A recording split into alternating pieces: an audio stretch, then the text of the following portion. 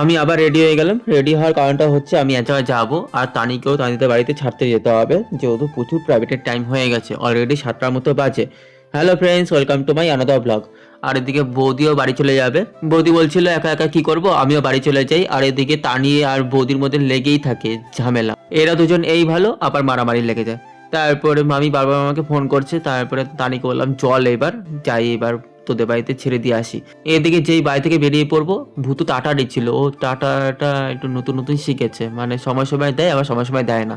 আর এই দেখো চলে এসেছি ছোটো মামিদের বাড়িতে।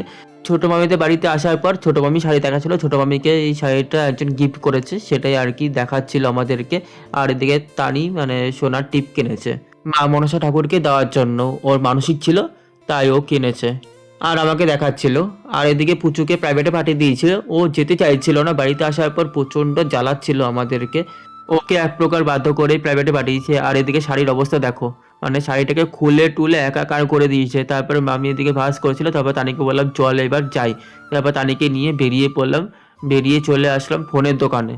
ফোনের দোকানে বলতে তানির একটা এয়ারবাডস দেওয়ার কথা ছিল, যেহেতু দুদিন আগে তানি একটা ফোন নিয়েছে, মানে মামি ওকে গিফট করেছে। মানে তানির আগের ফোনটা খুবই খারাপ ছিল, কন্ডিশন খুবই বাজে, মানে ভেঙে চুরে তো গেছে। কত বাজে ফোনটাকে ঠিক করেছে তার ঠিক নেই। তারপরে বাধ্য হয়ে একটা ফোন দিয়েছে।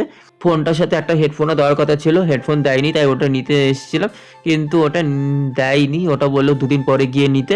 তারপরে এখন যাবো হচ্ছে আরেকটা জায়গায়, সেটা সিক্রেট, সেটা বলা যাবে না। কিন্তু এখানে এসে তো পুরো ফেঁসে গেছি, পুরো বৃষ্টির মধ্যে আমি আর তানি।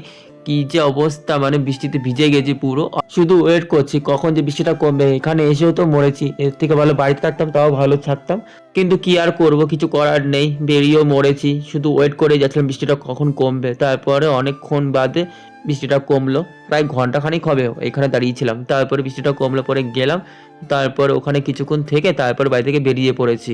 অলরেডি রাত হয়ে গেছে, আবার তানিকে বাড়িতে ছেড়ে দিয়ে আসতে হবে। তানিকে বাড়িতে ছেড়ে দিয়ে এসে তারপর আমি বাড়িতে যাব। এখন গেটের ওখানে চলে এসেছি, রেল গেটের ওখানে। এখানে আসার পর এই গেটটা পড়বেই, প্রায় 10 মিনিটের মতো এখানে ছিলাম আটকে। তারপরে গেটটা ওপেন করার পর তারপরে এখন মেন রোড দিয়ে এখন যাচ্ছি। তারপরে মামিদের বাড়িতে গেলাম। মামিদের বাড়িতে গিয়ে দেখি মামি এক ঘুম দেওয়া হয়ে গেছে, মানে এই বৃষ্টির মধ্যে আর কি করবে, বাড়িতে থাকলে তো মানুষের এক ঘুম হয়েই যায়। তারপরে তানিকে ছেড়ে দিয়ে সাথে সাথে বাড়িতে চলে এসেছি। বাড়িতে এসে ফ্রেশ ট্রেশ হয়ে এখন আমিও শুয়ে পড়বো খাওয়া দাওয়া করে।